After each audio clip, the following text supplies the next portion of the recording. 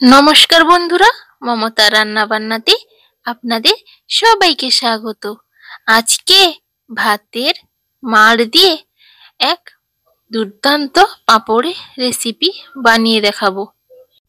এইভাবেও যে বাড়িতে খুব সহজে পাঁপড় তৈরি করা যায়, ভিডিওটি না দেখলে বিশ্বাসই হবে না।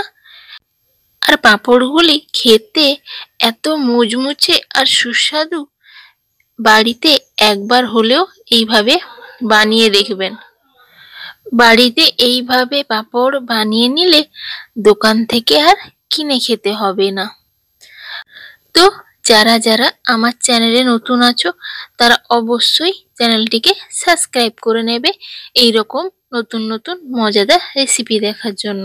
তো চলুন ভিডিওটি শুরু করা যাক। তো প্রথমেই আমি একটি পাত্রে ভাতের মাড় নিয়ে নিয়েছি। এবার এই মাড়ের মধ্যে আমি ময়দা দিয়ে দিচ্ছি।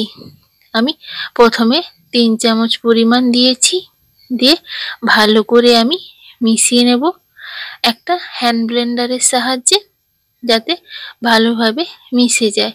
আমি কিন্তু অল্প অল্প দিয়ে এটিকে মিশিয়ে নেব, যতটা পরিমাণ ময়দা লাগে। আপনারা আপনাদের পরিমাণ অনুযায়ী যতটুকু লাগে ততটুকু দেবেন। দেখুন কেমন ঘনত্ব রাখতে হবে, এইভাবে একটা লেয়ার পড়বে, এইভাবে কিন্তু রাখবেন। বেশি পাতলা কিন্তু করবেন না, একটু ঘন থাকবে, এইভাবে কিন্তু করবেন। এবার এর মধ্যে আমি দিয়ে দিচ্ছি 1 চামচ পরিমাণ জিরে আর স্বাদ মতো লবণ, আর দিয়ে দিচ্ছি আমি 1 থেকে 1 চামচ বা হাফ চামচ পরিমাণ বিট নুন বা কালো লবণ। এবার ভালো করে মিশিয়ে নিচ্ছি। এবার এটাকে আমি সাইডে রেখে দেব। এবার আমি ওই যে প্লাস্টিকের ঢাকনা হয় ছোট ছোট কৌটোর, ওগুলো আমি বেশ 4-5টা নিয়ে নেব। প্রথমে আমি এই ঢাকনাগুলোতে আমি তেল ব্রাশ করে নিচ্ছি, দিয়ে এর উপরে ওই ব্যাটারটি আমি অল্প পরিমাণ দিয়ে দেব। ওই চারিদিকে একটু ছড়িয়ে থাকবে, এই রকম ঘনত্বেই দেবেন, বেশি মোটা কিন্তু করবেন না। আমি 2 চামচ পরিমাণ দিয়েছি।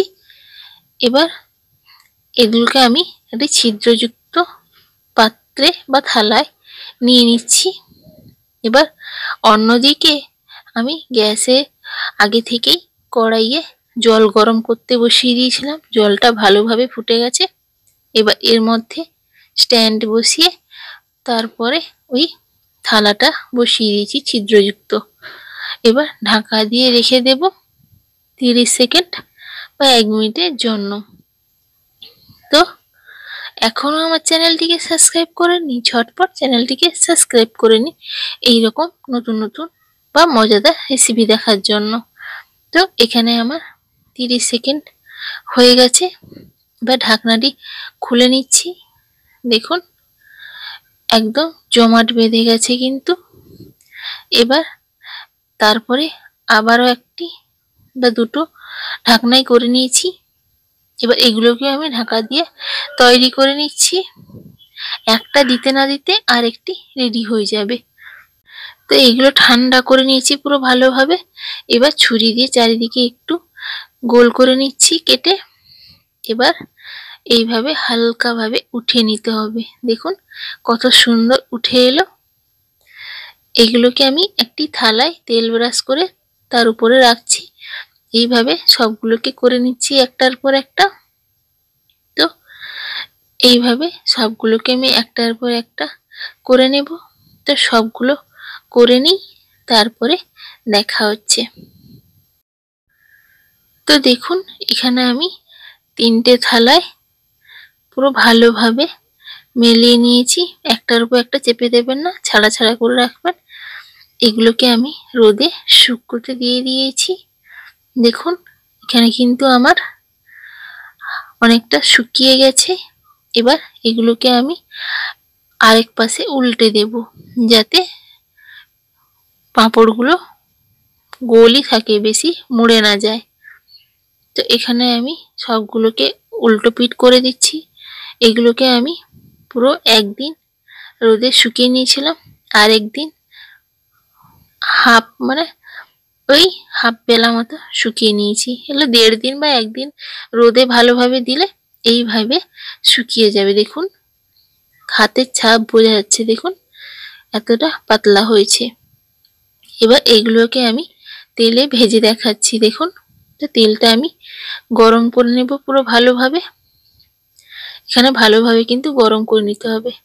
দেখুন ফুলে উঠছে কত সুন্দর, দেখুন কত ভালো লাগছে না দেখতে, কতটা ফুলে উঠছে আর সাদা ধবধবে হয়ে যাচ্ছে।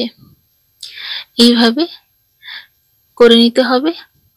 তো সবগুলোকে একইভাবে ভেজে নিচ্ছি। সবগুলো করে নিই, তারপর দেখাচ্ছি কেমন হয়েছে। তো দেখুন এখানে আমি পাত্রে যতটুকু ধরে ততটুকু নিয়ে নিয়েছি। আর কতটা ক্রিস্পি হয়েছে দেখুন, ভেঙে গুঁড়ো গুঁড়ো হয়ে যাচ্ছে। আর খেতে এত সুন্দর হয়েছিল কি বলবো, কতটা মুচমুচে দেখেই বুঝতে পারছেন নিশ্চয়ই। তো এইভাবে বাড়িতে বানিয়ে দেখতে পারেন, খুবই সহজ আর খেতেও দারুণ লাগে। তো কেমন লাগলো আজকের রেসিপিটি? ভালো লাগলে একটা লাইক করে দেবেন আর কমেন্ট করে জানাতে কিন্তু অবশ্যই ভুলবেন না। আর চ্যানেলটিকে সাবস্ক্রাইব করে নেবেন। আজকের জন্য টাটা।